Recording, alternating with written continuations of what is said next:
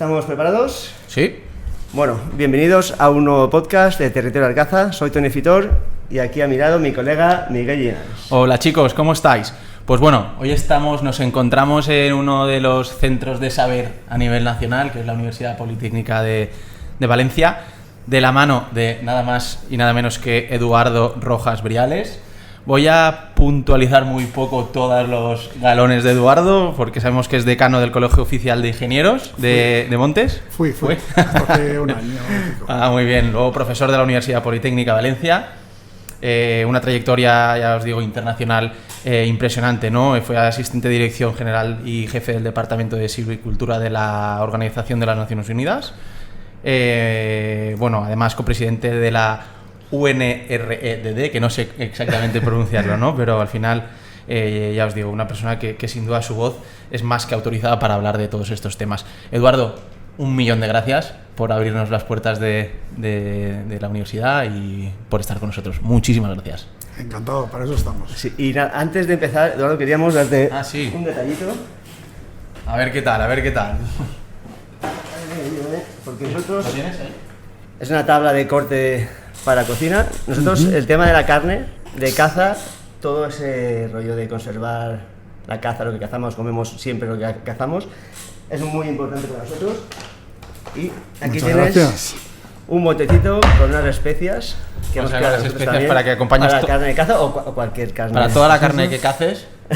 Que no es cazador, pero para que veas que nosotros, nuestra idea siempre de la caza es conservación y aprovechar lo que nos da el medio. Y arrancamos con las preguntas. ¿Cómo ves la situación de nuestros bosques en España actualmente? ¿Los ves en peligro? ¿Ves buen futuro? Una pregunta difícil, pero... Cualquier vaso medio lleno, medio vacío se puede ver desde varias perspectivas, ¿no? Este año pues ha sido un año muy malo en el noroeste, en el resto de España no. El año 22 fue malo también aquí, en fin.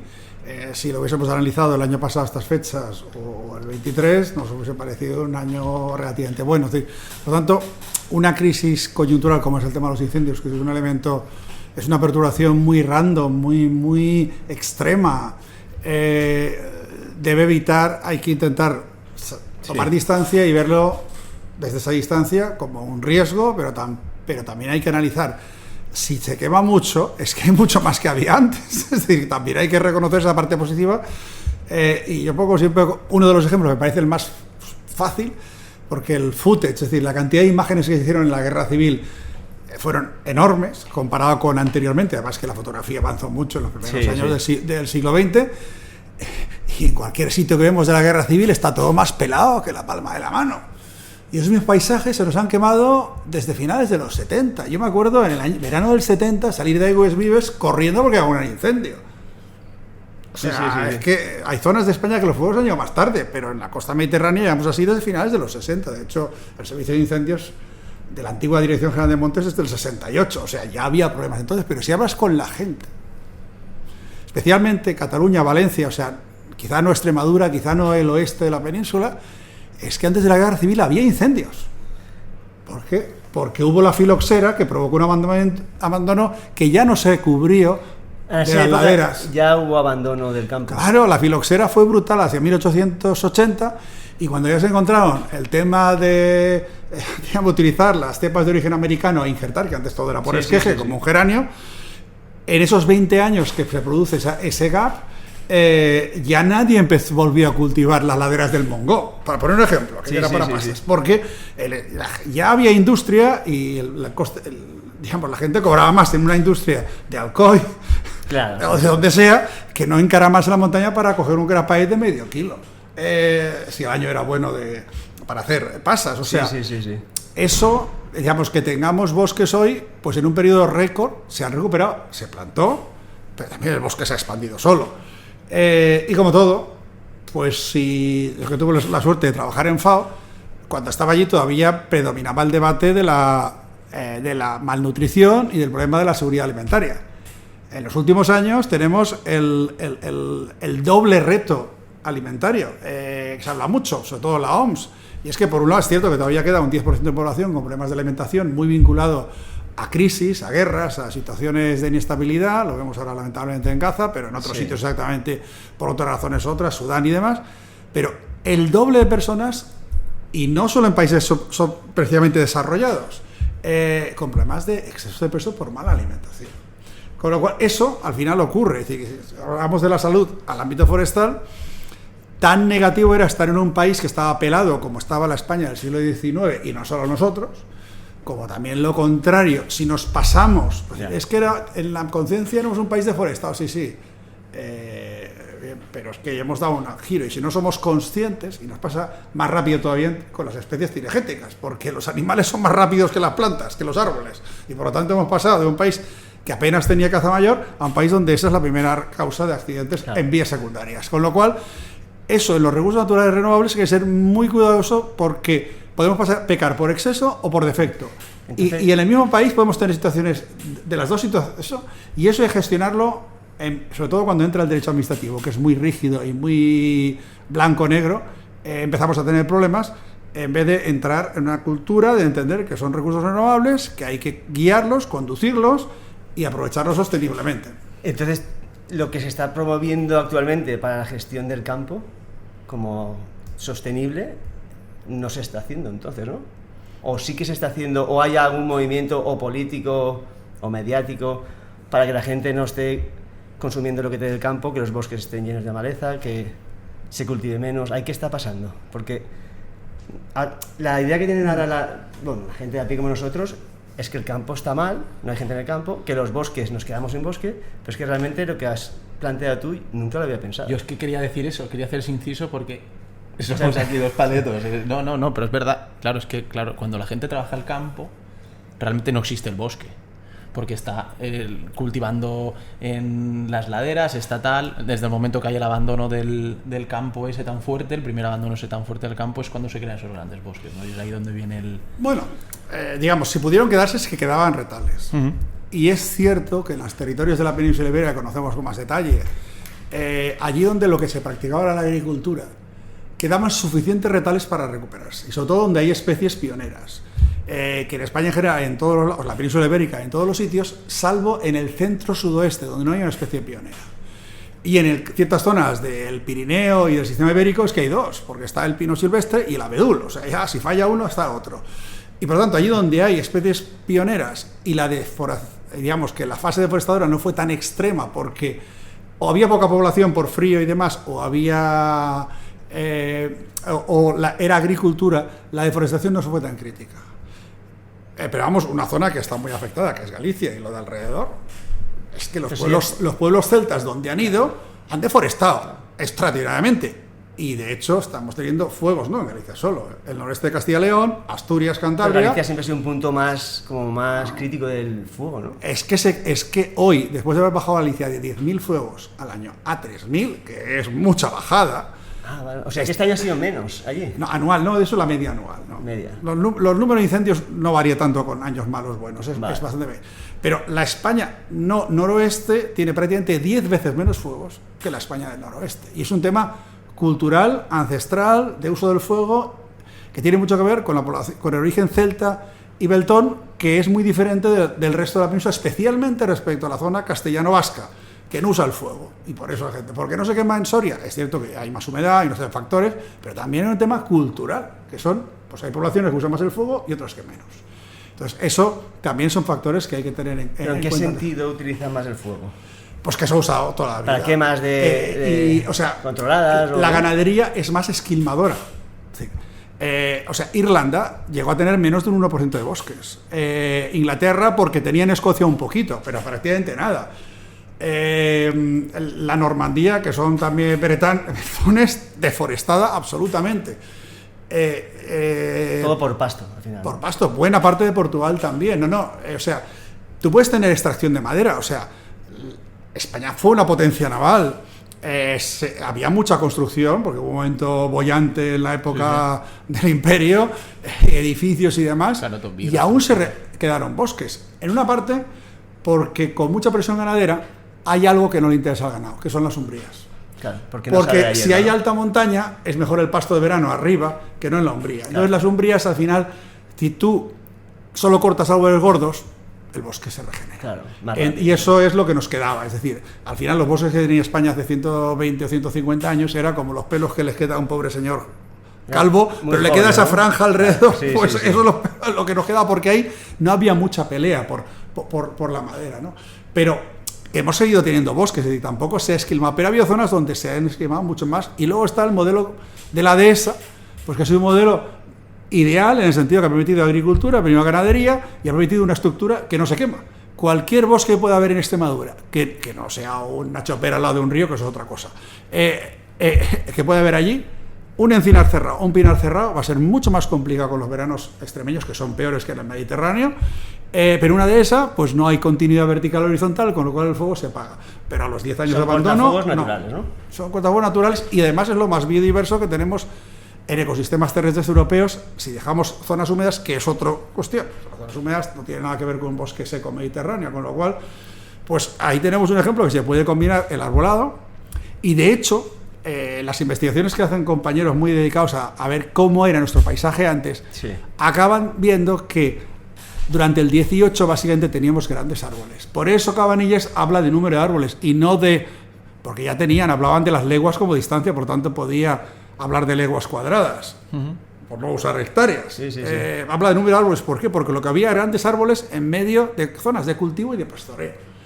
¿Qué ocurre? ¿Por qué colapsa eso? Bueno, pues colapsa por las guerras napoleónicas, por las guerras carlistas y porque España, por culpa de toda esa desconexión de Europa, que también tuvo Rusia, los dos que pararon a Napoleón lo pagaron muy caro, los dos extremos, frenó su desarrollo y entró tarde en la Revolución Industrial, y eso supuso, y además empezó ya a haber algo de higiene y medicina, aunque muy precaria, algo, con lo cual los 8 hijos por familia, o por mujer, para ser más exactos, no se morían tantos, con lo cual empezó a subir la población, Claro. y por mucho que empezó a emigrar, la población seguía siendo muy alta, más o menos.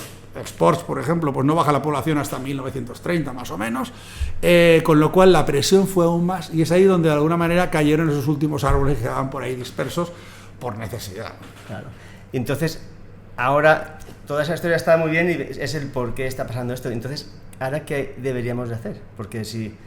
que esto lo puntualizaste muy bien aquí en la pregunta. Sí, aquí, claro, pero eso al final nos la ha desmontado un poco, ¿no? Porque nosotros Totalmente. veníamos con el criterio de que cada vez hay más incendios. Y hay menos bosque y hay Y hay más menos problema. bosques.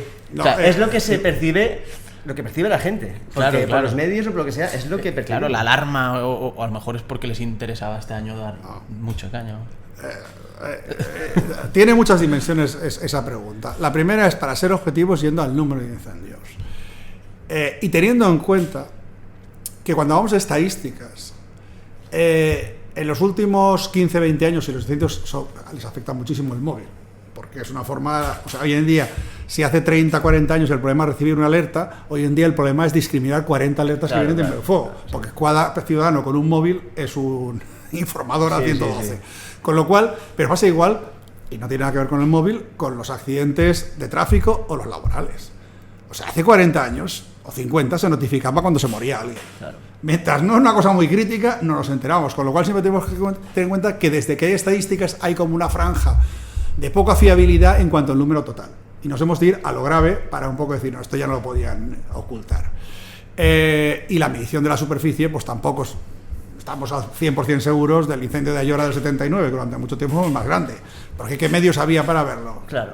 O sea, era complicado, y el guarda haciendo unos rayos o una plano de unos 50.000. toda mano alzada y... Era diferente, ¿no? Por lo tanto, con esa prudencia, y teniendo en cuenta que más o menos móviles tenemos ya unos 25 años, está claro que los incendios han ido a menos. Y en el caso de la España, digamos, no el noroeste, que es muy peculiar. Han ido a menos. Sí, el noroeste es muy peculiar en muchas cosas. Y de hecho, o sea, España hace una media que la hace en ciertos sectores, no dice nada. Es como hacer una media entre Suecia y España, es que no tiene nada. Por ejemplo, España no tiene mucho que ver. Canarias es un mundo, el noroeste es un mundo, y el resto, tampoco la costa mediterránea, Andalucía hasta Cataluña y Baleares, es otro mundo, y el interior es otro mundo. Como mínimo hay que hacer eso, porque si no los resultados no dicen nada. Hay que tratarlo cada zona separadamente, porque hay un un componente cultural de uso del suelo y tal, ¿no? Entonces, pero en la zona mediterránea, la bajada del número de incendios, obviamente hay más vigilancia, eso está claro, y más conciencia, pero básicamente han sido los vertederos. Los vertederos hace 30 o 40 años en el mundo rural eran un caos. Y eso llevaba mucho fuego por ignición. Los vertederos. O porque alguien los ponía fuegos. Los vertederos. Para vaciarlo, ¿no? Sí. A ver, nos puede parecer raro, pero era una cosa que constantemente había problemas vertederos. Segundo, líneas eléctricas. O sea, ha cambiado radicalmente. Hubo en el 94 de los dos grandes incendios de Cataluña. Uno fue una cosechadora y otro fue una línea eléctrica. Y el director general de entonces, yo trabajaba en ese momento en Cataluña interpretando a los propietarios forestales, o sea, fue mi primer trabajo relevante y lo viví muy bien. Y el director general se plantó con presiones brutales de la entonces FEXA, hoy Endesa, y protegió, digamos, a los agentes que habían hecho el informe, y hace no mucho se acaba condenando a Endesa, que es la sucesora jurídica, y la indemnización ha sido potente, como también el fuego de Paradise en California. Y desde hace pocos años las líneas eléctricas están como una patena. Bueno, pues hemos avanzado. Exacto. Que muchos incendios vienen de cortes de cables. Sí. Y en la Comunidad Valenciana en concreto, digamos, en los últimos 8 años más o menos, y por suerte no ha habido ruptura por cambio político, se empezó en el segundo gobierno del Botanic y se ha seguido con el actual, obligando a los ayuntamientos, salvo los 20 o 30, que como Alboraya no son forestales, pero todos los demás que tienen algo forestal, tienen que hacer un plan de prevención de incendios forestales. Están ya prácticamente todos acabados y aprobados, y ya se están gestionando mucho y se empieza a ver qué actuaciones serían ideales más, porque esa frontera urbano-forestal es muy complicada. Porque distrae muchos medios, porque el gran incendio que puede producirse a la vez, claro, o una ramificación de este se deja solo y luego no hay quien lo pare, en fin. Con lo cual, en número de incendios vamos a menos, y ya digo, Galicia también ha trabajado de 10 a 3.000, hicieron un trabajo muy interesante de cartografiar parroquia a parroquia, porque ellos tienen, como Portugal, grandes términos municipales, y la subdivisión más operativa es la parroquia. A nivel de parroquia y estación, ver dónde había concentración. Había unas concentraciones muy anómalas, entonces con su policía autonómica irse a abordarlas. Y al final, pues a veces eran personas muy mayores que tenían esa costumbre y no había manera de quitárselo. En fin, había mucha casuística, pero el hecho es que han bajado de 10.000 a 3.000, teniendo en cuenta que Galicia está entre Cataluña y Valencia. Nosotros estamos en 300 en Valencia y Cataluña está en 500, 600. O sea, ¿Valencia es la segunda de España? ¿Qué más? No, me refiero a dimensión. Puedes vale, comparar la Rioja con Andalucía. Claro. Tienes que irte a la dimensión. Hay que ir a tanto por cien según terreno. Teniendo en cuenta que Valencia y Cataluña están como a medio camino de lo que es Galicia de dimensión. Si Cataluña está en 600, 500, nosotros en 300 incendios al año, y Galicia sigue estando en 3.000, pues es que está prácticamente a casi 10 lo que toca, ¿no? Pero aún así ha bajado ha quitado 2/3 de los incendios, que es mucho. Y en mi opinión, no soy un especialista en la zona, el resto de zonas próximas, que son culturalmente muy próximas, Asturias, que las zonas allí se quema en final de invierno, porque es cuando puedes quemar en la altura, en la zona de montaña. En la zona baja asturiana, que está húmeda en verano, no puedes quemar. Aquí si quisieras quemar en marzo este año que llovió, pues no vale pensia, pues echar la gasolina que no se quema, por suerte. Entonces, Cantabria, Asturias, el noreste de Castilla y León, cuando el resto de la región es muy tranquilo, bueno, el Valle del Títar no, pero salvo eso, el resto muy tranquilo, para mí no han hecho tantos deberes. Y uno de los problemas, y se está como quedando ahí el problema anquilosado. Y luego Ourense tiene una meteorología muy complicada y mucho abandono rural. Pues tiene de vientos también, ¿no? Digamos, le llega como todo, cuando hace mucho calor solemos tener, ahora mismo estamos en una ola de calor un poco fuera de tiempo, pero sales y hay aire de mar aquí. Sí. Y lo mismo en Barcelona, y lo mismo en Murcia, y lo mismo en las islas, y hasta el este de Andalucía. Ese aire en Ourense llega con 1.000 kilómetros de recorrido terrestre. El año pasado tuvieron suerte y en septiembre entró la lluvia del oeste, pero eso es una excepción. Y de hecho septiembre aquí fue bastante seco, porque hubo del oeste. O sea, es que uno se moja o el otro, o sea, los dos a la vez no. Entonces, este año mismo Andalucía ha tenido una cosecha, o sea, una situación de vitivinícola horrorosa, porque entraba constantemente aire húmedo del mar. Y eso quiere calor también. Y eso ha generado mucho problema de mildiu, claro. Me refiero a eso, pero no ha habido incendio. Claro, si tienes mildiu no tienes incendios. Si tienes una cosa, tienes otra. Exacto. Pero claro, al ser una península, pues si el viento predomina de un lado o del otro, el que tiene viento terral lo tiene los números. Claro.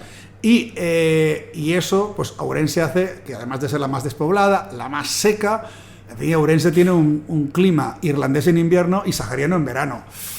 y si se producen igniciones ya la tienes, ¿no? Cuesta de Exacto. apagar. Claro, que eso es un poco lo que comentaba Tony. Dice, es que mi abuelo decía que si llovía mucho En primavera. en primavera, luego en verano había muchos más incendios, ¿no? Bueno, Porque había más sí, hierba, más pero pólvora para quemar. eso hay que irse a qué sitio estás hablando. Claro. Es decir, Es si decir, lo crítico, por ejemplo, en los primeros incendios de la Culebra, que fueron La Sierra de la Culebra, ¿no? hace 4 años, en el 22 o 3 años, allí se demostró pues que los montes públicos que habían repoblado en el franquismo estaban bien gestionados, razonablemente bien gestionados, no una cosa, estaban bien gestionados.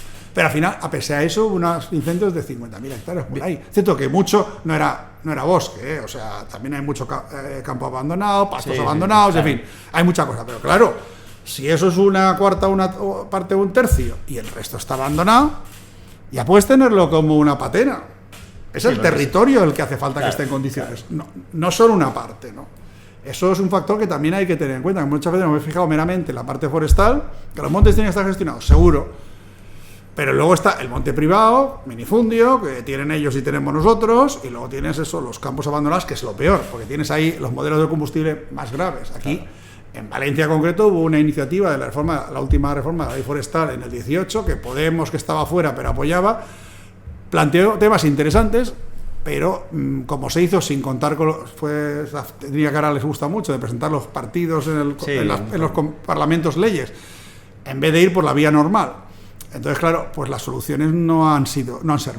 Es decir, está muy bien identificar un problema, pero resolverlo no es lo Si no lo resuelves, te quedas igual. Exacto, y luego tenemos el tema del minifundo, que también es un tema muy complicado. Por eso, pero yendo al número de incendios, hemos bajado. ¿Pero qué ocurre? ¿Pero por qué hay esa alarma social? Bueno, primera cuestión, no es cuestión de temporalidad. Los grandes incendios son en vacaciones. En las vacaciones de agosto, cuando hay un agujero informativo, porque las cortes y demás se paralizan. Entonces atraen atención. Cuando hay incendios el resto del año, puede haber una atención en un sitio concreto, pero el resto de España, la ola de otras cosas, se lo come. Ya. Pero es que como la mayor parte del mundo está en el hemisferio norte y en climas, digamos, templados, pues el vacío informativo también es del señor Trump, para entender. Sí. O sea, que eso es muy negativo. Este año más ha sido en ese momento, porque hay años que es más pronto, que es en principios de julio, que todavía hay actividad. Pero eso es un problema. Y además que lleva también que los propios medios pues tengan gente muy junior y a veces pues también la información es muy flojita. Este año ha sido más solvente, por suerte, pero eso es un factor. Luego hay mucha conciencia del cambio climático y eso lleva a que a veces se exaspere a vincular todo con cambio climático. Y el cambio climático puede ser un elemento en la ecuación, pero no el que explique la gravedad de esto. Pero digamos, ¿por qué estamos teniendo, digamos, esa especie de sensación de que hemos invertido mucho en extinción y no llegamos a un buen resultado? Bueno, pues eso, los mayores especialistas en incendios, en el cual destaca pues, el responsable de incendios forestales de Cataluña, Marc Castelnau, pero también un equipo detrás, pero quizás sea el más conocido, junto con otros compañeros de Portugal, que es un país que está peor todavía, Portugal, digamos, sí, acechado de incendios. ¿no? España tiene zonas relativamente tranquilas y Portugal pocas. Pero vamos, básicamente un proyecto que se llama Falla Paradox, que estaban creo que los franceses también y demás, instituciones europeas, pero básicamente era España y Portugal. Que además estamos hablando de un proyecto que creo que fue del 6 al 10, un proyecto de investigación de la Unión Europea. Lo que ya identificó es que se está bajando el número de incendios, que durante unos años estaba bajando la superficie afectada, y eso es indudable. Además que hay que limpiar, es decir, cuando llega Copérnicus y saca la superficie bruta, luego hay zonas que no se queman, siempre pasa, más zonas que no son forestales, más zonas que no están arboladas, y al final resulta este año vamos a acabar en unos 150.000 hectáreas cuando se hablaba de más de 400.000. Bueno, pues por todas esas reducciones llegamos a eso, y en esa zona hay mucha superficie forestal no arbolada. Pues lo que ellos llegaban a la conclusión, o sea, nos alertaban, es cuidado, que hay un factor que no estamos controlando, es que cada vez muy pocos fuegos queman mucho. Pero ese porcentaje, que a lo mejor cuando ellos lo identifican con estadísticas hasta el 2004 o 2005 más o menos, estaba subiendo del 20 al 30, ahora ya estamos en 60, 70. ¿Eso qué quiere decir? Pues es muy fácil de volver a hacer el símil sanitario. Si tú tienes el modelo de sanidad que tenía Estados Unidos. Ahora no hay quien se haga una idea, porque Obamacare, Trump medio se lo cargó, luego volvieron los demócratas, en fin. Pero vamos a Estados Unidos hace 20 años, antes de que Obama empezase. La población, digamos, modesta, pero modesta que tampoco tiene que ser pobre de sol ni nada, que clase media baja, no pueden permitirse los seguros médicos porque cuestan una fortuna. Aquí serían inexplicables. Aquí con 50 60 euros de seguro privado, allí igual te piden 1000 o lo que sea. Mucha gente no se lo puede permitir, pero sí que tiene, porque de alguna manera también es un país desarrollado y no puede ser tan escandaloso, un sistema en el cual las urgencias sí que funcionan. ¿Qué ocurre? Estados Unidos tiene las urgencias colapsadas. Porque lo que no has tratado con prevención acaba apareciendo en urgencias. Bueno, pues eso es lo mismo. Y Estados Unidos, comparado con el nivel de vida, y no digamos de sus niveles de investigación y conocimiento tal y cual, pues tiene una esperanza de vida muy pobre. No como Rusia, pero digamos está más pegando a Rusia que a España o Japón, que somos los primeros. Los primeros, sí. Con lo cual, cuando tú solo te centras en la urgencia, el problema de base lo único que hace es empeorar. Si lo agravas. ¿No? Entonces, esa es realmente en lo que estamos. ¿Qué ocurre? Pues esto se enmascara, primero, porque obviamente gobiernan unos, otros están en la oposición, pero en otro lado gobiernan al revés, con lo cual... Bueno, Peña, ahora sí, presentación oficial del nuevo cuchillo de Arcaza, el modelo T1, diseñado 100% por nosotros, hoja tipo bisturí, que hace que retenga el filo un montón, y nada, llevamos tiempo usándolo ya para un montón de animales, nos da un resultado bestial. Es un cuchillaco. Si lo queréis, mensaje directo y a vuestra casa. Seguimos con el podcast. O sea, tenemos cada vez menos incendios, nos queman más. Con lo cual, el modelo que era meramente de urgencia no funciona. O sea, un modelo de ataque cuando se encendía salíamos a apagarlo, ¿no? Es básico. Exacto. Y eso, por ejemplo, Valencia, que tuvo, cuando las transferencias, hasta ese momento, el antiguo Icona era el responsable de incendios forestales. Es decir, que teníamos una emergencia sectorializada por temáticas. Y en España, a partir del momento de las transferencias, muy deprisa, hay dos modelos. El modelo en el cual las transferencias siguen quedando en la Administración Forestal, que es Galicia, Castilla y León, Extremadura, es decir, los que han tenido el problema mayor este año, o las comunidades más urbanas en las cuales pasa a bomberos. Con algún problema administrativo, porque a la que hay pluralidad de provincias, los cuerpos de bomberos están protegidos en la ley de bases de régimen local, y no es tan fácil. ¿Quién resuelve la situación?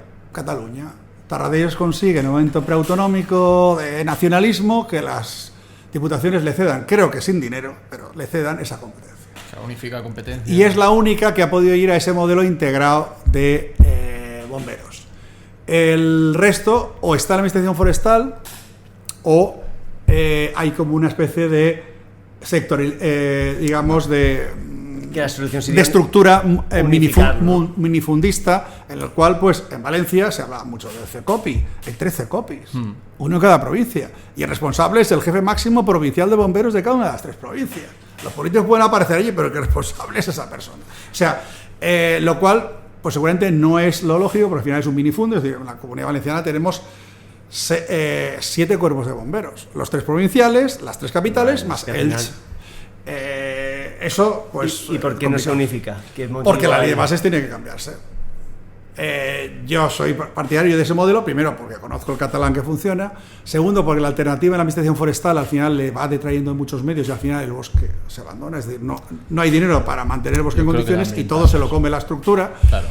Y luego las emergencias tienen momentos, es decir, aunque es cierto que a Cataluña les ha pasado este año que tenían el incendio del sur de Tarragona y en Girona había inundaciones, pero nunca pasa en el mismo sitio. Llover mucho y incendio a la vez en el mismo sitio es imposible. Con lo cual, el personal, si incendios es un problema 3-4 meses y el resto del año, ¿qué haces con el personal? Claro, sí. Si los echas, la gente se queja. Si los tienes, no hacen. ¿Cómo los rentabilizas? Si tú metes todas las energías, las especialidades de emergencias, yo diría incluso hasta coordinados con sanidad. cuando tuvimos el COVID no había gente suficiente, pues a lo mejor todos esos servicios de emergencia deben ponerse ahí, es decir, no hace falta decir, no, la sanidad no hace falta incluirla, pero sí coordinarla. Cataluña lo hace así. Claro, pero ¿qué hace Cataluña? Porque tienen la petroquímica, que es el mayor riesgo. Bueno, también que los rusos no se envíen bombazo a una nuclear tampoco es pequeño, pero vamos, quitando un atentado potente a una nuclear, el riesgo mayor que tiene España es la petroquímica de Tarragona. Entonces se dieron cuenta en el 80 que no podían simplemente enviar a los bomberos de turno si pasaba algo allí. Vale.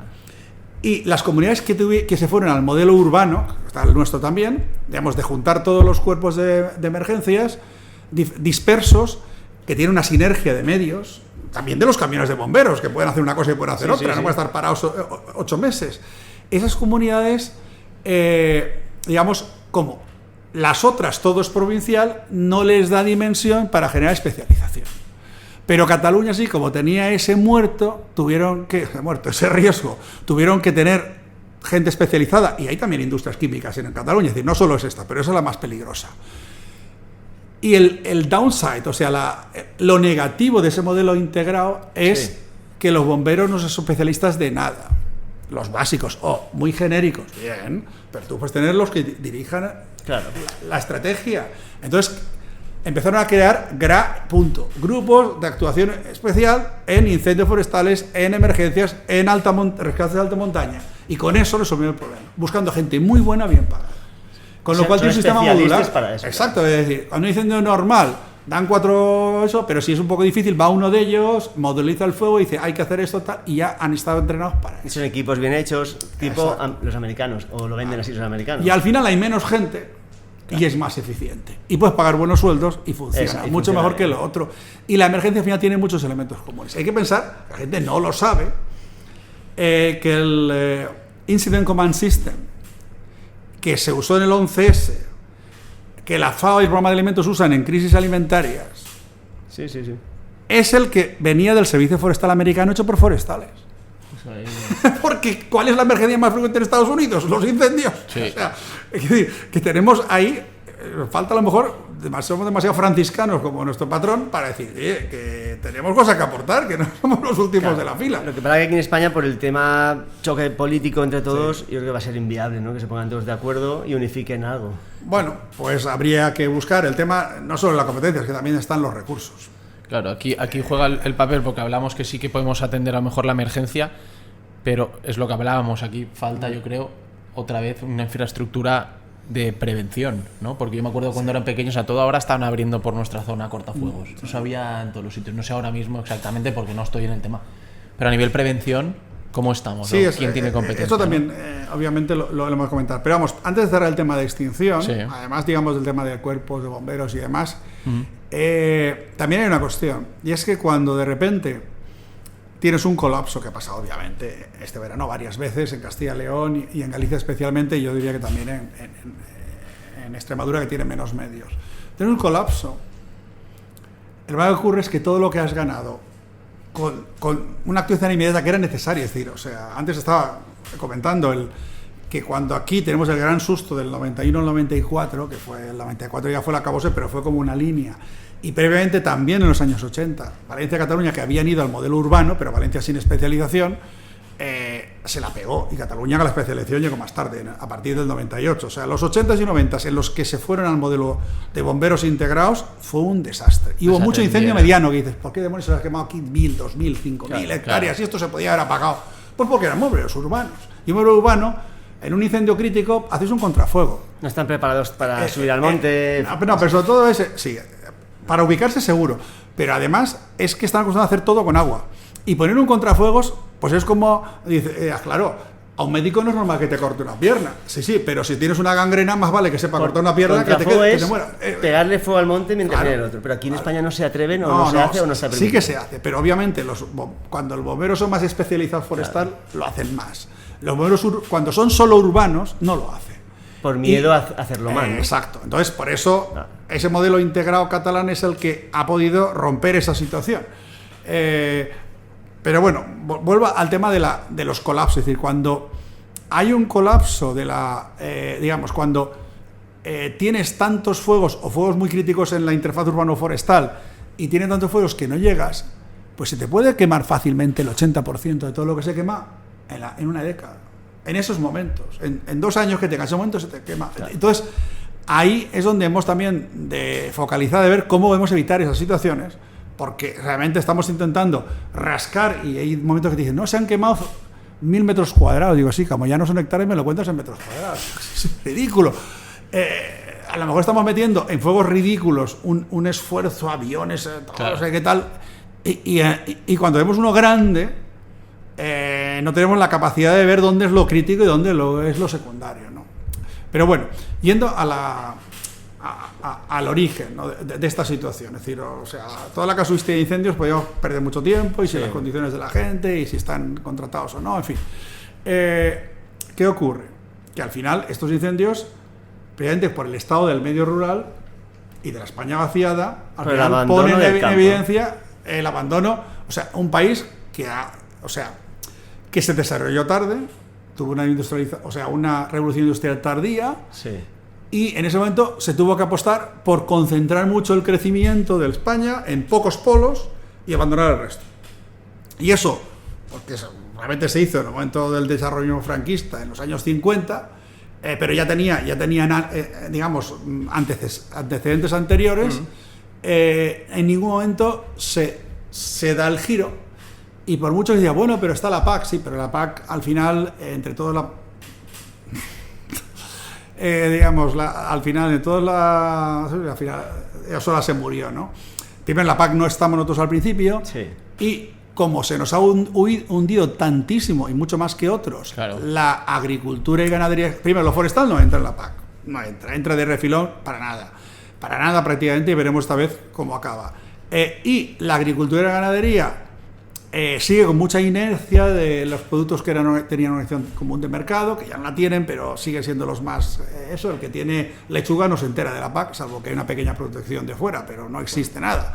Entonces, los productos mediterráneos, salvo el aceite, ninguno entra realmente en la PAC. Entonces, al final, y también por obstinación de Loyola de Palacio, de que no, por producción, no por hectárea. Bueno, pues un olivar de montaña es el que hay que ayudar, no un olivar productivo. Por eso se ha encargado la microagricultura. O sea, no ha habido, vamos a ver, por desgracia la agricultura es un negocio de corto plazo y ha faltado visión forestal de largo plazo. Al final realmente Chirac, que se puso muy duro con la reforma de la PAC, que dijo, mis agricultores que tienen 60 años, que quedan 10, cualquier cosa para que eso, y luego ya volvemos. Y eso no se puede hacer. Es decir, la agricultura requiere una visión de largo plazo. Claro. Y el resultado ha sido que al final también, es decir, cuando España tenía, y sobre todo cuando no estábamos en Europa, pero cuando había mucha inflación, hasta que entramos en Europa, porque después ya no podíamos actuar, de repente, ¿qué se hacía? Como se comía mucho cordero, que ahora no se come, pues de repente se bajaban las tarifas para importación de Nueva Zelanda. Y así se bajaba la inflación. Así se hizo en la época pues, de Adolfo Suárez y al principio de Felipe González. Era clásico. Es decir, en el fondo un ministerio para tener a los agricultores tranquilitos, claro, y ganar tiempo, y ya veremos.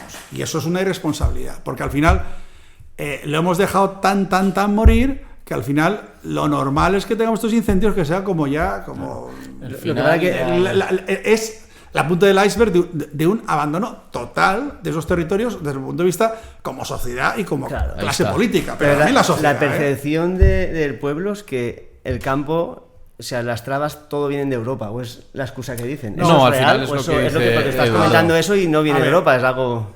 hay de todo, es decir, también hay ingenuidad. Vamos a ver, un elemento de Europa que es crítico, y en el caso forestal lo es especialmente para la accesibilidad. Si tú no tienes accesibilidad, no hay gestión y no puedes apagar un fuego. Porque es difícil que te prohíban gestionar.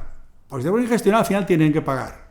Claro, pero si te ponen trabas a construir una pista, es decir, si para ampliar el puerto de Valencia se puede utilizar una evaluación de impacto, que es otra cosa que no tiene nada que ver con ella, porque interesa a los grandes, tú intenta en una zona Natura 2000 arreglar un camino.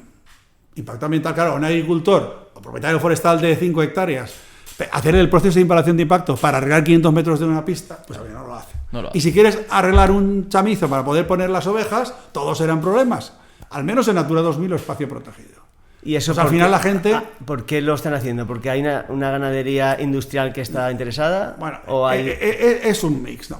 Hay cosas que sí, otras cosas que no. Es decir, Yo es una cosa que defiendo mucho, es que si en la pesca los productos se clasifican por pesca y por acuicultura, en la ganadería tenía que ser exactamente ganadería y otros productos, digamos, hasta el cuero, porque por eso sale de ahí. Sí, pero eso, pues, digamos, en España y en Europa, como las propias organizaciones agrarias y el mundo político detrás ha apostado por de alguna manera, se ha olvidado de los extensivos, de los de montaña, y ha apostado por la agricultura más productiva, pues se han quedado sin eso desde defensores. Europa. No, es un problema doméstico. Es un problema doméstico. Nuestro. Sí, aquí, cuando Loyola hizo esa campaña contra Fischler, el que tenía razón era Fischler, no ella.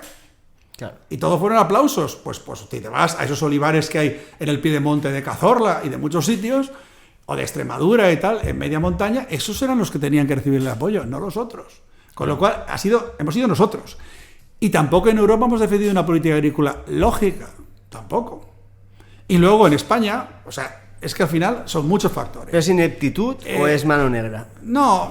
Ya por pensar mal, porque al final... Hay de todo. Es también comodidad. Es que hay muchos frentes. O sea, piensa que desde en el Estado, luego están las comunidades autónomas que todavía lo complica más, pero me refiero a cuanto a dónde estás.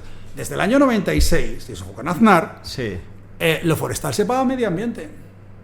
Y solo vuelve a estar con agricultura el tiempo de Rajoy.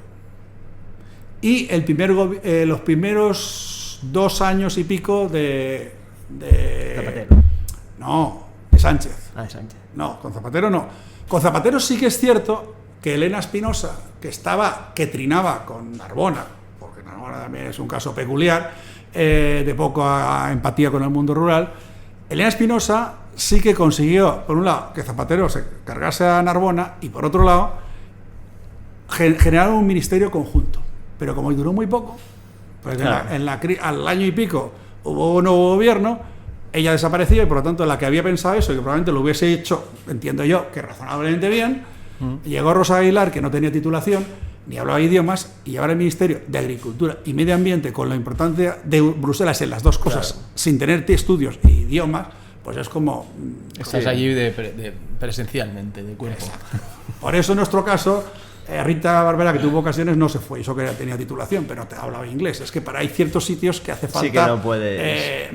negociar con tu compañero francés o alemán o belga o con el comisario. Y es que hablamos de que es una importancia común, eso sí que importa a todos. Entonces eso se perdió y en el periodo Cañete 2 estuvo poco tiempo y Tejerina pues no supo aprovechar esa sinergia. Y mira que el sector forestal se lo dijo.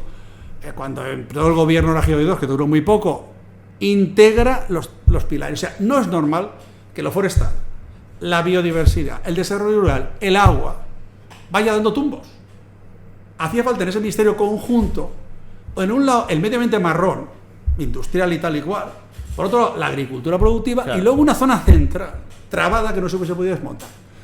Llegó esta Teresa Rivera, quería lo forestal, pero en el 18 pintaba muy mal porque hubo incendios en primavera, incluso en Segovia, sitios que nunca hay incendios, y alguien le dijo que era junio, este verano pinta mal, cuidado, claro. Y como eran los dos, Planas es muy senior, pues Planas impuso, pero la siguiente round, que era enero del 20, pues antes del COVID, Teresa Rivera ya vicepresidenta, Planas estaba más cansado y Planas no consiguió retener caza, porque el mundo de la caza se movió, sí. Pero forestal luchamos como pudimos y no se pudo.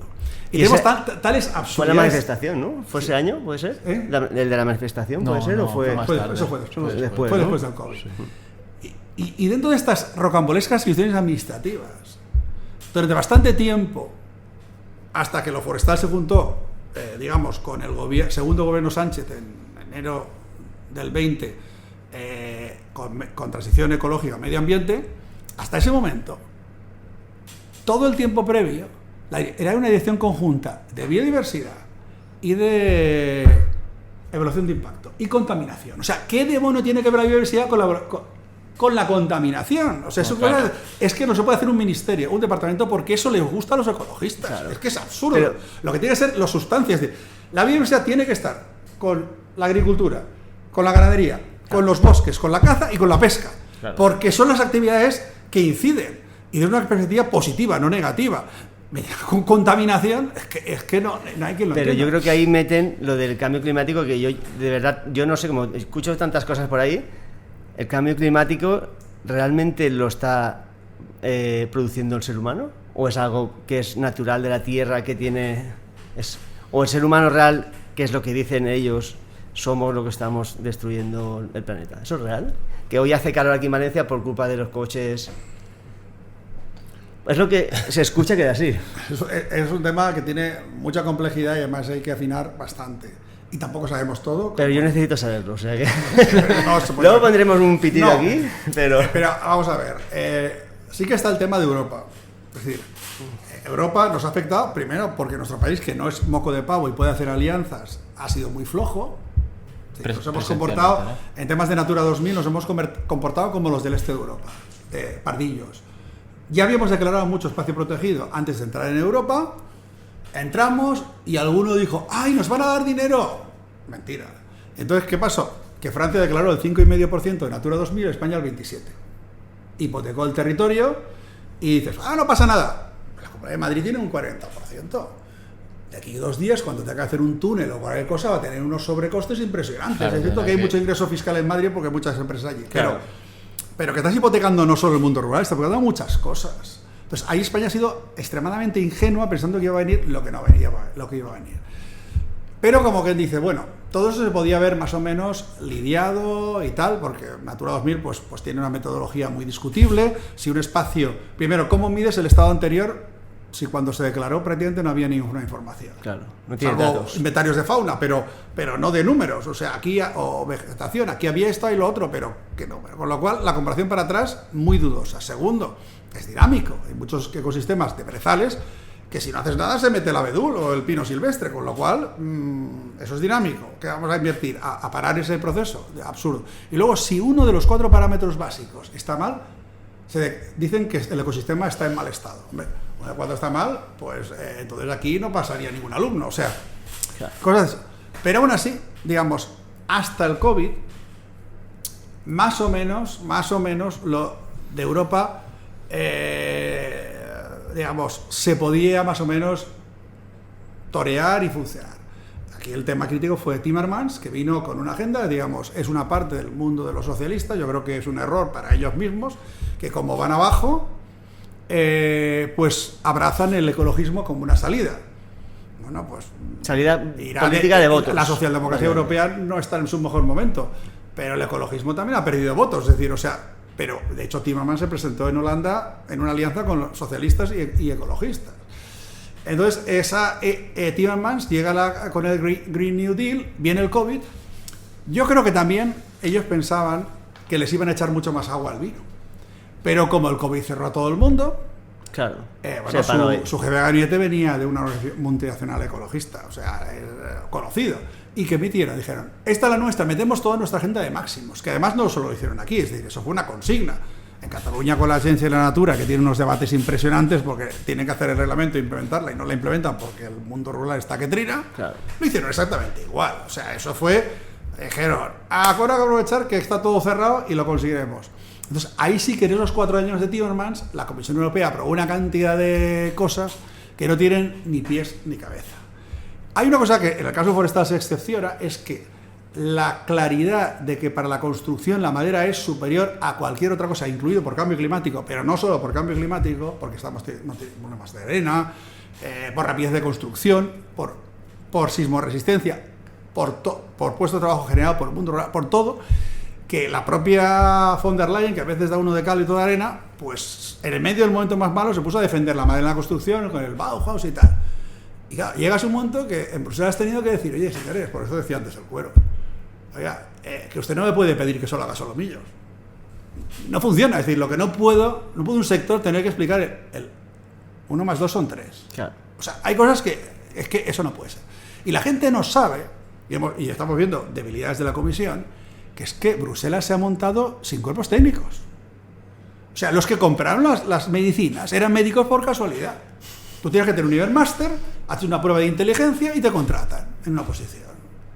Y luego la gente, pues a veces se va a las unidades que corresponden a su titulación, pero por puñetera casualidad. Eso, ni Rusia. O sea, Estados Unidos, los grandes países O sea, que tienen se está cuerpo haciendo especializado. Con una irresponsabilidad absoluta. Con lo cual, claro, o sea, necesitan consultores para que les digan las cosas porque no tienen ni idea. Entonces eso, claro, es de un manipulable y encima la presión del ecologismo parece que es altruista. Pues dices, bueno, y la Iglesia también es altruista, pues cuando mandaban también tiraban para lo suyo. Ahora muy bien porque no tienen poder, pero cuando tienen poder... La Agenda 2030 es un fiasco, entonces. No, la Agenda 2030 no tiene nada que ver. La Agenda 2030 es una cuestión de Naciones Unidas para medir el progreso de la humanidad. No tiene que ver con esto. No, eso ahí... Lo que lo meten ahí con tanto cambio climático y nos tienen un lío... Eso, la Agenda 2030 es meramente un sistema de medir el progreso de la humanidad. Eso es algo paralelo. Y no le veo ningún aspecto criticable y creo que lo hacen, se van por derroteros que no llevan a ningún sitio. Como decir que las vacunas no sirven, pues no nos han servido las vacunas del COVID y tal. O sea, eso es otra cosa diferente. Eso es otra cosa. Vale. Pero sí que es cierto que esta comisión anterior nos ha dejado un lastre brutal, que algún fleco falta y en este momento pues Alemania sobre todo está intentando corregirlo y que cuando se han despertado por las elecciones los suecos fineses básicamente han llegado muchas cosas tarde. Y ahí nos han metido muchas bombas de relojería a cuestiones absurdas. Y por ejemplo, la ley de conservación de la naturaleza, restauración de la naturaleza, esta le pasó lo mismo que el tema del lobo. O sea, ahora el lobo en una jugada con la ley de desperdicios alimentarios resulta que ya se puede volver a cazar. Sí, pero el defensor del pueblo lo ha recurrido a Constitucional y veremos qué hace Conde Pumpido, que es muy peculiar en sus interpretaciones. En ambos casos, esto se pudieron aprobar porque un subordinado se saltó las órdenes estrictas. Y en el caso del lobo, el consejero, a mí me lo ha dicho personalmente, o sea, no solo lo ha dicho públicamente, o sea, tenía instrucciones clarísimas de su presidente, el que ya ha fallecido Lambán, que no.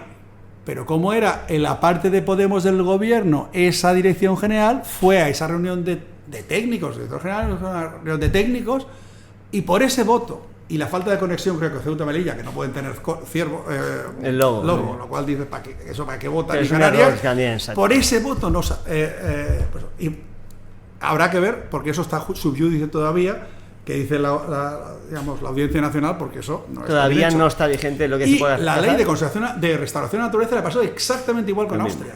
Era un gobierno conservador verde. Sí. Y la ministra votó contra las instrucciones de su canciller. Pero en Bruselas porque no van a estar midiendo ahí tal y cual, dice, no, cuando viene un representante oficial y más allá del ministro y dice que es el voto del país, nosotros no vamos a estar ahí hurgando. Pero claro, eso es, o sea, el ecologismo utilizando técnicas, digamos, mafiosas, porque, o sea, si hay unas instrucciones, hay unas instrucciones, y un gobierno es un gobierno. Y si una cosa no se puede pronunciar, no se puede pronunciar, porque hay diferencia de criterio entre dos partidos, en una coalición, pero que no puede es uno decir, a ver quién corre, vuela. Las dos se han aprobado por esa vía, ¿no? Y hay como mucho alegado ahí que va a costar mucho de levantar de Europa, porque en estos años sí que se ha hecho realmente muchas cosas que no tienen ni pies ni cabeza, y además, por desgracia, el mundo rural en Bruselas no ha sabido organizarse. Es decir, los cazadores van a su lado, los agricultores van por otro, los pescadores que les están dando igualmente, se querían reducir a 26 días de pesca. Pescadores me refiero a pescadores salados del mar. Sí. Los barcos los dejas en el puerto. Y no hay manera que se den cuenta que el otro sector está totalmente unificado. Si hacen todo igual, si tú vas a Norteamérica o a China y dicen lo mismo en todos los sitios. Eso es una coordinación que tienen. Hay quien dice, hay un libro estadounidense que se llama, de un investigador estadounidense, que dice que es donde se refugia. El ecologismo fue el refugio de los nazis al final de la Guerra Mundial, porque había una parte del partido nazi que era muy verde. No lo sé. Lo que pasa es que eso hace mucho daño también. Hace daño al campo también. Un ecologismo así tan radical y tan irrespetuoso con la vida, porque al final van al tuntún, ¿no? Sí. Eso hace más daño que bien. Que hay que saber diferenciar, porque la Agenda 2030 no. El cambio climático, vamos a ver. ¿Por qué se aprovechan del cambio climático para subir precios de todo? O sea, digamos, emitir en pocas generaciones el CO2 que se ha producido en millones de años en carbón, petróleo o gas es una barbaridad. O sea, eso es obvio y hasta por motivos éticos y demás lo hemos de cambiar. Y además, los países que tienen petróleo, pues yo hasta hace poco decía, antes de la evolución de Ucrania, en conferencia, digo, el país más decente que exporta petróleo es Rusia. Pues ya no es un país decente. Con lo cual estamos metiéndole, y todo lo que hemos metido los saudíes durante tanto tiempo... Bueno, chicos, cortamos un segundito el podcast simplemente para mostraros el pienso que estamos utilizando para nuestros perros de caza. Es de un buen amigo nuestro, Alberto, de la marca Hammercan, y simplemente dos cosas. Es un pienso de alta calidad y es la única marca de piensos para perros que está apostando por el mundo de la caza. Simplemente, si eres cazador por esas dos cosas, deberías de por lo menos probarlo. Y nada, si os está gustando el podcast y nuestro canal, por favor, darle a suscribirse. Todos los recursos que hemos metido los consumidores de petróleo, que no tenemos petróleo básicamente, que es Japón, China y Europa fundamentalmente, y otros países, pero básicamente de países desarrollados esos, hemos financiado la islamización de zonas del África subsahariana que no eran islámicos, del cual pues surgen temas de dificultad para Europa considerables. Y yo creo que los saudíes se han dado cuenta que se han pasado y ahora van intentando moderar, pero a ver con quién para una evolución, ¿no? Con lo cual, digamos, porque los recursos naturales son injustos.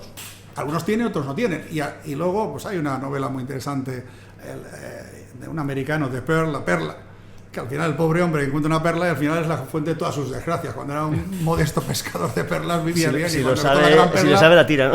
Por eso digo que a veces... Entonces, es malo para esos países. Nigeria, por ejemplo, tiene una inestabilidad brutal. Pues a lo mejor viene también por ahí.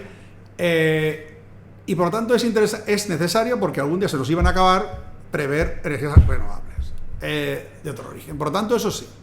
Otra cosa es cuando entra, dado la secularización del mundo occidental, por mucho que Estados Unidos no se secularice tanto, pero también tiene esas tendencias, que el ecologismo, o sea, la religión se convierte en la religión sustitutiva. Claro. Y viene un determinismo pararreligioso, que eso ya no es correcto, ¿no? Entonces, la primera cuestión, obviamente, es hemos de hacerlo, está claro.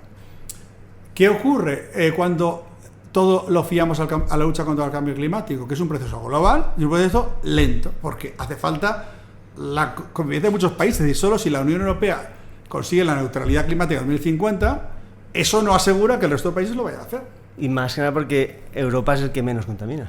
Bueno, y luego está el hecho de que Europa lleva tiempo en esta política, y aunque es un continente relativamente frío, porque un elemento de escalefactarse, y eso claro, en Europa hace falta, es decir, no todo es la zona costera española, Europa ha conseguido ya estar en un 130% de las emisiones de las medias del mundo, sí, con 4 veces su Producto Bruto por persona, es decir, que estamos más o menos 3 veces más eficientes por unidad de PIB en términos de CO2 que el resto del mundo. Con lo cual, los deberes están en otros sitios. Pero hemos de ser, digamos, realistas, que aunque todo se alinease, hay una inercia que no sabemos tampoco, es decir, o sea, creemos que sabemos mucho, no sabemos tanto, hay una inercia, es decir, que esto es un proceso que yendo bien son 100 años. Con lo cual, hay un tema muy importante, y en lo forestal más todavía, que es el tiempo, las escalas de tiempo y espacio. Es decir, no vale ante un problema, o sea, lo que dijo Sánchez en el 22, el CO2 mata, no, primero, el CO2 es necesario para que haya vida, claro, o sea, el CO2 no mata.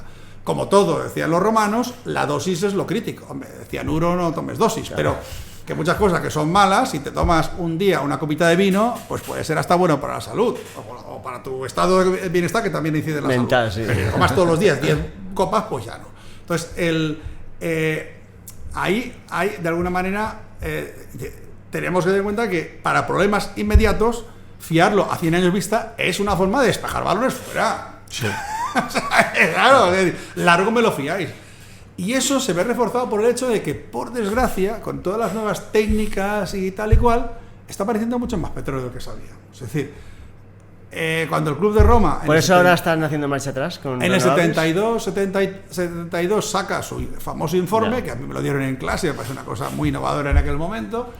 Ese informe del Club de Roma pensaba que hoy ya no nos hemos quedado sin petróleo. Pues no es el caso, porque están apareciendo. Y hay actuaciones muy fariseicas, o sea, Lula, Brasil ha encontrado petróleo, y todo ese arco, también Surinam y Guyana, han encontrado mucho petróleo en toda esa, digamos, desembocadura del Amazonas, para entenderlos. Pues justo Brasil fue un país que, como no tenía, y por tanto esos países lo pasaban mucho peor, todavía con la dictadura militar, fue el que más avanzó en utilizar etanol agrícola que le sobraba para los coches. Ahora ya no le interesa. Israel fue el que desarrolló no son muy populares, las placas solares térmicas. Israel está llena de placas solares térmicas, pero desde que las hicieron, porque fueron los primeros que no recibieron petróleo en la crisis del 73, Y con lo cual se quedaron ahí más secos que la mojama unas semanas. Tienes que buscarte la vida. Al final. Entonces, tenemos sol, placas solares térmicas. Pero desde entonces no han hecho nada. ¿Por qué querían tener un gobierno libanés alineado? Porque han encontrado gas justo en la frontera, en el mar. Y con ese gas ya lo tienen resuelto. Con lo cual, países que habían avanzado están reculando. ¿Lo dirán o no lo dirán? Porque Lula va a auspiciar la cumbre de cambio climático, todo lo que quieras. Pero los que tienen petróleo, pues es muy difícil no Entonces, hoy en día, si encontrásemos petróleo en España, supongo que las placas se quedarían para cortar el jamón, ¿no? No lo sé, yo creo que en Europa está la cosa ya muy bien hecha. Pero hay que tener en cuenta que esto va a ir para unos 100 años, que tampoco, o sea, la Tierra, desde hace 1 millón de años, tenemos grandes oscilaciones de temperatura en el planeta, y no sabemos del todo qué es. A veces gira el ángulo, ahora están que si una presa de China está cambiando el eje de la Tierra, que si el polo magnético, que ciclos solares, es decir, que erupciones volcánicas, y también la hipótesis que estos años más cálidos también vienen porque había una gran erupción submarina, y que las erupciones, digamos, aéreas generan una reducción de temperatura. Pasó en el Pinatubo en el 96, o sea, digamos, aquí pasó, yo estaba en ese momento haciendo el Transiberiano y no sé, la noche de San Juan, que casi no hay noche allí, o sea, eso ha existido en un sentido y en otro. Y el año ese que no hubo cosechas, creo que es el 1812, pues fue una erupción volcánica potente. O sea, hay unos elementos que no sabemos, se enmascara con eso. Si la Tierra hubiese bajado de temperatura después de un periodo cálido del 18 y estuviese ahora en una bajada, por el cambio climático lo estamos infraestimando. Si al contrario estamos en un periodo de aumento por causas naturales, pues no es tan intenso. Y eso no hay quien lo pueda separar. Es decir, ante eso hemos de actuar y hemos de buscar sistemas de almacenamiento y tal, y hay que ser pragmáticos. Y por lo tanto, si tenemos biomasa, antes de que se queme en un incendio hay que aprovecharla. Claro. Si podemos construir con madera y aislar con corcho, pues más economías que vuelven al mundo rural no solo sacamos, sino reinvertimos, generamos empleo, distribuimos la población. No hace falta tantas casas en Madrid que no caben, ni tantas obras del AVE, ni soterrar la M30, todas las cosas que cuesta una fortuna. Pues la gente, ¿para qué tiene que estar todo el mundo allí? Entonces vi un mapa no solo de la población, sino de la edad de la población. O de los que tienen pensión. Entonces eso es mucho más grave. La España vaciada que tenemos por aquí del Ibérico no es tan crítico, el problema está en la de Portugal. Hay un tema también que no sé si es verdad o no, lo de que quieren eliminar las chimeneas de casa. ¿Eso es real? ¿O eso también son cosas que nos llegan? Hubo un intento, pero está yo creo que bastante frenado. Yo creo que esta comisión ahora no se va a meter en esos... Sí, al final son intentos, ¿no? En esos berenjenales, pero va por ahí. De hecho, Europa siempre entendía el uso, digamos, de la biomasa como neutro. Estados Unidos no. Lo que es la y eso fue de lo poco bueno que hizo Trump en su primer mandato, fue alinearse con Europa en ese punto. O sea, es una cuestión básica. Es decir, si tú tienes claro que es insostenible si tú arrasas los bosques, pero si los gestionas con ese residuo... El sobrante no pasa nada. Exacto. Pero hay debates muy, muy ideológicos, y alguno también abran manitas. Es decir, a mí se me choca que en los grandes debates estos internacionales globales de Davos y pitos y flautas y grandes meetings, a mí cuando iba con FAO pasaba exactamente igual.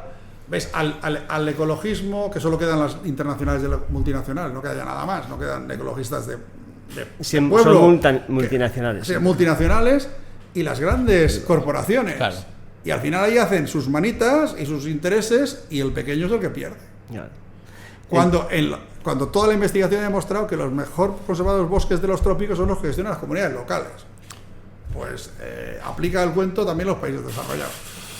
Entonces al final... Si es que eso también lo hemos visto ahora, pues con el tema de los juegos y todo, al final empresas tipo SEO Verlife o WWF, al final las echas a faltar, ¿no? En movilizaciones grandes, nunca van a estar. Es decir, o sea, ahora se está defendiendo por la propiedad forestal, un cambio de la fiscalidad forestal para que haya incentivos para invertir.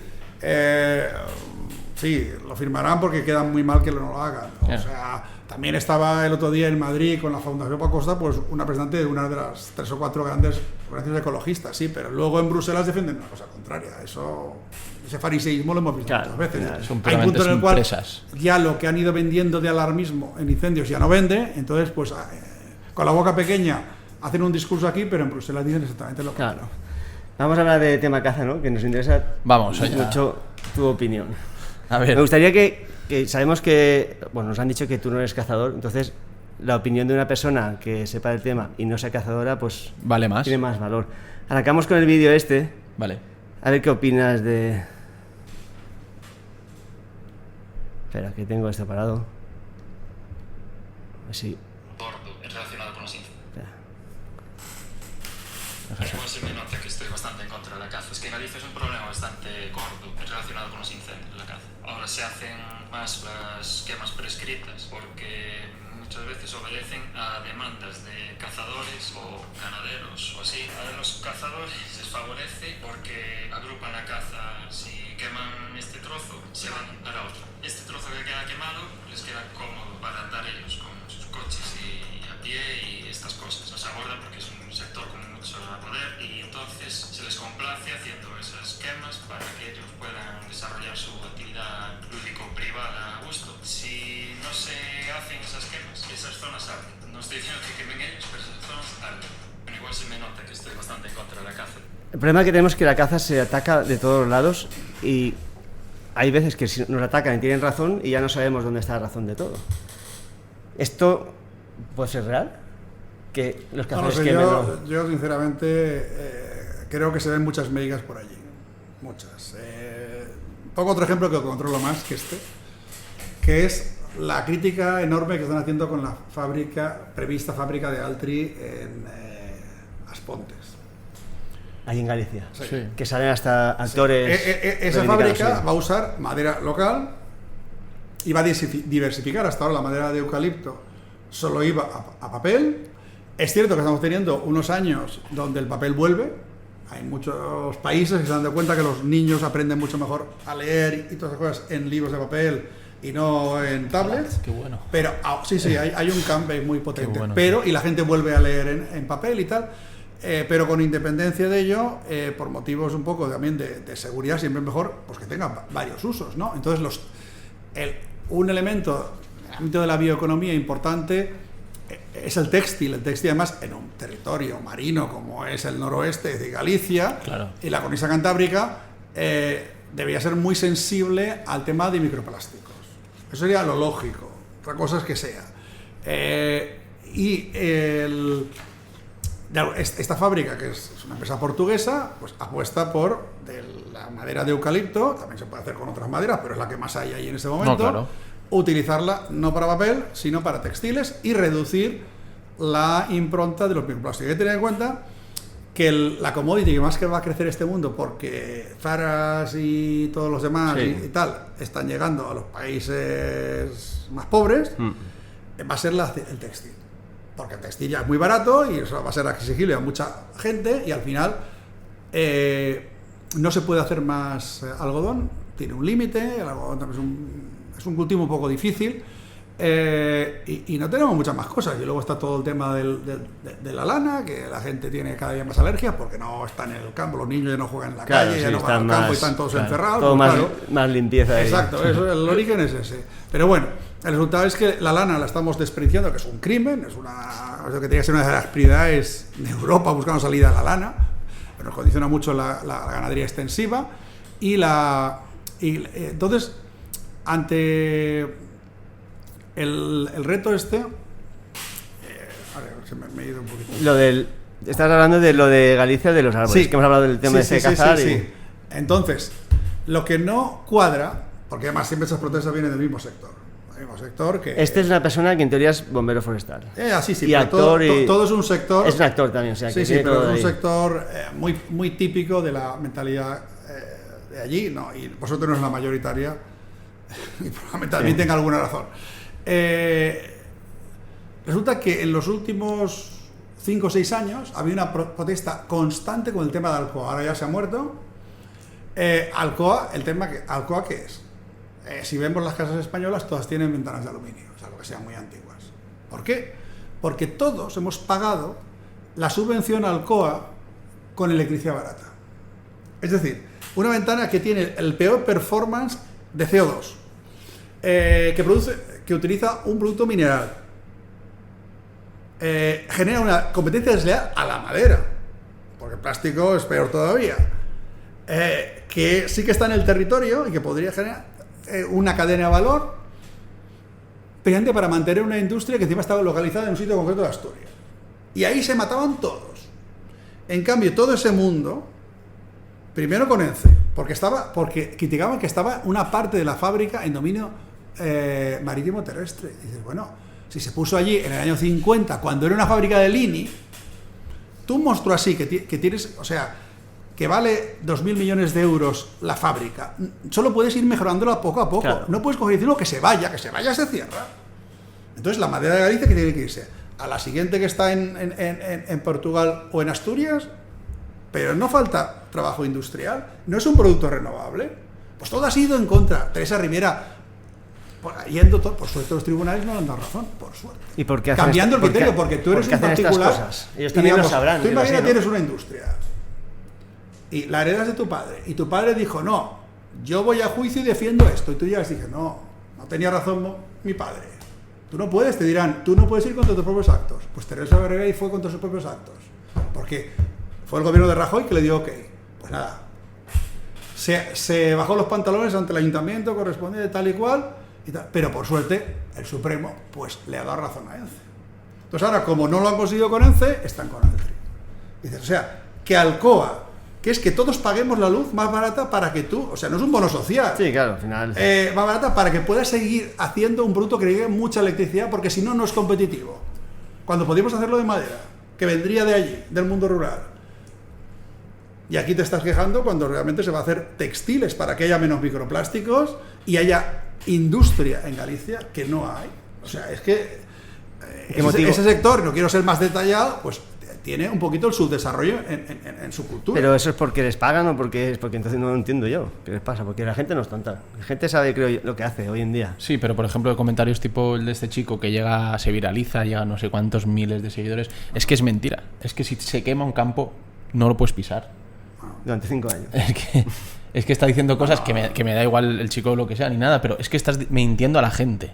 No se puede pisar. Y es un poco lo mismo que hablábamos. Es que al final esto sí es una industria. La madera es absolutamente renovable. Tú, si quitas uno, plantas uno, supongo que al final, y sobre todo un eucalipto que tiene una fase de crecimiento bastante rápida, ¿no? A lo mejor, no sé. No, además que, o sea, el eucalipto ha sido muy criticado. Esta vez no han podido, porque es que realmente en lo que se ha quemado no hay ni una hectárea de eucalipto.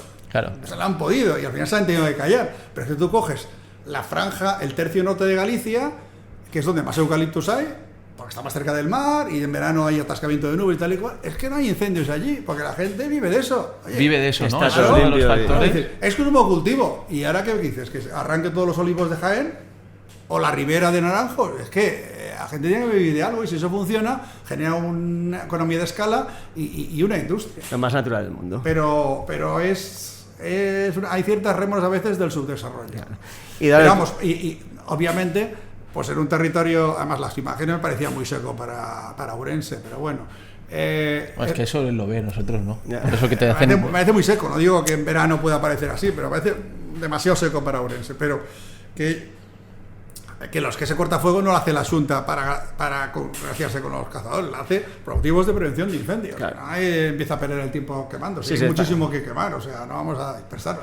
Que colateralmente puede beneficiar en un momento la gestión cinegética. Bueno, es que a veces hay menos cazadores. Es que lo que contaba un amigo que es guarda forestal, agente forestal jubilado cerca de Barcelona, de hace años, es que vamos a tener que pagar para que cacen, sobre todo el jabalí, o sea... ¿Qué opinión tienes tú de la caza, ya que no eres cazador? No, yo no soy cazador, bueno, pues porque en el mundo rural he vivido relativamente poco, aunque me encanta y soy muy pro mundo rural, y luego pues no he tenido aquí hay muchos compañeros que son estudiantes, sí. Son cazadores, y porque son hijos de guardas, claro, tienen propietarios forestales, es decir, están en una vinculación. Yo esa vinculación no la he tenido, yo de origen soy un forestal urbano, otra cosa es que defienda el mundo rural. Me encanta la carne de caza, o sea, eso sí, y siento mucho que cueste tanto encontrarla en nuestro país. Ahí hay un puente con el tema que comentábamos antes, es decir, no solo no solo está el tema de que falta en la ganadería, productos ganaderos, el sello, sino también el tema de la concentración de los mataderos a nivel prácticamente provincial. Ahí sí que está la gran industria, claro que sí, lógico. Le interesa eso, controlar, y eso ha hecho que toda la producción dispersa se pierda. Claro. Y no sea rentable, y eso nos ha hecho un daño a la ganadería extensiva, sin lugar a dudas, el lobo también, obviamente, donde hay, y la PAC, que no es suficientemente generosa, las dificultades para tal, todas esas cosas ha hecho, y el label. Y al final, pues solo consigues carne. ¿Cómo puedes conseguir carne de extensivo? Pues cuando vas a León, sí, a sitios donde todo es de eso, que es así, de Madrid claro. para allá, pues casi siempre tienes probabilidad. Imposible. Pero eso no debía ser la cosa, debes poderla comprar en otro sitio. Y tú a una persona que es anticaza, si hablase aquí contigo y criticando la caza, ¿qué le dirías? Pues que, digamos, Como técnico. Que todo eres. animal o planta en un medio natural requiere estar en umbrales de sostenibilidad. Y si se pasa, hay que regularlo. Ya está. Y hay que regularlo. Y obviamente la caza es una forma. Que en algunos sitios los depredadores lo regulan, sí. Que hay algunos animales que nadie quiere cazar y sobran, pues estamos viéndolos con el jabalí. Pero habrá que buscar la forma de que, porque ese exceso es negativo. En el caso del jabalí, pues estamos jugando con la industria cárnica hasta que se expanda un día una enfermedad, claro, y con accidentes. Y había problemas. Con lo cual, el no mantenerlo en esos umbrales, y eso es el problema que no hemos educado. Hemos mezclado en un paquete cosas que no tienen nada, llamándolos ambientales, no tienen nada que ver. Los recursos naturales renovables con lo no renovable no tiene nada que ver. Y lo renovable tiene que mantenerse en márgenes. Eso es un tema, pues, ya veo clarísimo. Cuando se protege una especie, habría que declarar cuál es el umbral mínimo y el máximo. Y si pasa del mínimo, hay que ser muy duro, o acercándose al mínimo, y si pasa el máximo, hay que liberalizar. Es decir, lo que habría que hacer, pues, con los buitres y con ciertos animales, pues, que hay demasiados, y eso no es razonable. ¿Y el tema lobo, que es más complejo? Pues lo mismo. Lo mismo, igual. Al final, el lobo, en definitiva, además, es curioso porque la regulación que se cargó Teresa Rivera, que ahora, en fin, estamos en ese impasse jurídico, la auspició Félix Rodríguez de la Fuente, su hija la aplaude, y ha conseguido que tengamos entre 5 y 10 veces más lobos que teníamos hace 50 años. Pues oye, bien, se estaba expandiendo. ¿Para qué tienes? Y además el lobo no es una especie cinegética como tal. Claro. Si abriésemos la mano al oso, sí. Pero el lobo lo cazan la gente de la zona, que son los ganaderos. Con lo cual, es como el somatén catalán que tenían antes. Ellos mismos se lo regulan, pues lógico, tienen que controlar que no haya ningún desmadre, pero que ellos... Porque si la cosa está imposible, esa gente, pues... O sus hijos no querrán seguir, porque si para tener... Los ecologistas dicen, no, compensaciones. Es que alguien cree que tenga su tienda o su industria para que le pague el seguro. Claro, no es el eso, y más el ganadero, por mucho que al final se sacrifican. Por ejemplo, he vivido 10 años en Alemania y tengo todos mis amigos forestales, todos son cazadores, he ido con ellos. La reverencia que le hacen al cordo, al ciervo, cuando lo han cazado, le ponen... Sí, un respeto y... Tal, o sea, y de hecho te decimos, en ganadería se sacrifica el animal porque ha llegado a su punto, y si queremos generar una cadena, no vamos a tener ahí animales muriéndose. Y que no hay más respeto que cazar un animal, meterlo cocinarlo, comerse en familia. ¿Qué más respeto quieres? Sí. Y luego hay un desarraigo. O sea, yo cada vez que voy a los supermercados me da algo, es decir, cocina mediterránea. ¿Pero qué se lleva la gente en los... No tiene nada de cocina mediterránea, las enlatadas todas ya preparadas ahí. Sí. La carne que no sabes de dónde viene, el pescado, o sea... Solo por hacérselo más cómodo. Y luego dicen que se pone el pin de la Antártida, como dice Martí Boada. Ese es el rollo. O sea, vamos perdiendo fotos y... ¿Por qué tenemos una buena perspectiva de vida? Por la dieta mediterránea, que la aguantan las abuelas. O sea, es que saber aprovechar las cosas, lo que es de cada momento. Esa fruta no toca ahora está esto. Hemos perdido ahí unas raíces. Obviamente una sociedad desarraigada es muy fácil manipulable, y los que son les encanta todo esto, pues lo que quieren es manipular, y la gente es tan tonta y tiene tan poco espíritu crítico que se cree todo lo que le dice. Hay tanta información que al final puedes coger información errónea, y es lo que le pasa a la gente. Y tampoco lo hacen, creo yo, por hacer daño, es porque ellos lo ven y tienen mucha información. No hacen esfuerzo. La cultura de esfuerzo se ha perdido, y es un error. Sí. Y la meritocracia, y todos somos iguales, y todos tenemos derechos. No, así no vamos para adelante, y como Putin siga... Porque tenemos algunos por medio, pero... Sí, complicado. Y por abajo también hay problemas, o sea... en fin. La cosa está mal, ¿no? Exacto, que ponernos las pilas y saber que tenemos muy buenas condiciones, pero si no las cuidamos... Hoy en día se vive muy bien, pero si no se cuida y cuidamos el campo y cuidamos nuestra gente y nuestra identidad, esto al final explota. Eso es la realidad. Y la identidad no es nada negativo, los vascos lo hacen y a ese lo critican y tal. Es excelente. Claro, cada uno es de una manera, pero al final todos juntos. Al final. Pero bien. Es una cuestión, en muchos términos, cultural también, ¿no? Hay mucho pelo de esa pensando que el problema viene de ahí. Igual, por ejemplo, el de deforestación, que mucha gente decía, no, porque España está más deforestada porque tuvieron los musulmanes. No es verdad. Fue la colonización de gente del norte que trajeron los castellanos cada vez que fueron más al sur y que aplicaron unas técnicas que no se correspondían para Sierra Nevada, para sitios más al sur, y deforestaron, ¿no? Claro. Los musulmanes no deforestaban, no les interesaba la alta montaña para nada. Hay como bajas de cultivo prejuicios que no son, la realidad no va por ahí, ¿no? El problema es que los móviles y el algoritmo te lleva la información que tú ves, o sea que... Hay que leer más y observar más. Y escuchar menos también. Bueno, yo creo que... Sí, ¿Era una cosita más o...? No, a lo mejor, cara a alguna pregunta de estas de futuro, ¿no?, que teníamos, a lo mejor, ¿cómo vemos el...? Nos quedan 3 minutos. 3 minutos, en 3 minutos. ¿Cómo imaginas el futuro del campo español, del monte español, a medio plazo, a lo mejor a unos 20 años vista, siguiendo la tendencia esta de ahora? Eso depende de la medida en la cual, digamos, nuestros gobiernos a los 3 niveles sepan identificar el potencial que tenemos, que está ahí, que está muy desaprovechado. Un factor que casi no hemos comentado es el minifundio, es un tema que hemos de abordar urgentemente, porque además, si recorres, por ejemplo, en La Mancha ahora, el cambio hacia cultivos arbóreos es brutal. Eso no se puede arrendar, porque un cultivo arbóreo o de vid dura 40 años. Claro, hemos de abordar, o sea, se ha hecho mucha concentración fáctica a través del arrendamiento, pero solo en terrenos de huerta y de cereal. Entonces, el terreno forestal y los terrenos arbóreos, no, arbóreos, digamos, de agricultura leñosa, con lo cual yo creo que España tiene un potencial agrícola muy potente, si el cambio climático no se pasa, y que obviamente la alimentación es un factor que se está viendo que es un elemento clave. Y por lo tanto, pues si nuestros dirigentes a nivel autonómico español y europeo se dan cuenta que ese potencial hay que cuidarlo, pues España es uno de los grandes países y tenemos que cuidarlo. Y luego está el tema forestal, que no seremos Suecia, pero tenemos mucha superficie, con lo cual también podemos hacer nuestros pinitos, también con el corcho y con otros productos, y generar una alimentación de mucha calidad y vincular al sector turístico, que no he visto demasiadas iniciativas al respecto. Todas las pizzerías de todo el mundo, que son muchísimas, tiran de productos italianos. ¿Por qué no sabemos nosotros que una cocina igual de excelente que la italiana hacer lo mismo en el extranjero? Es decir, ahí hay que digamos, ver esas interacciones, también para ir a un modelo turístico mucho menos concentrado en el espacio y en el tiempo, sino mucho más disperso que ayuda al modelo rural.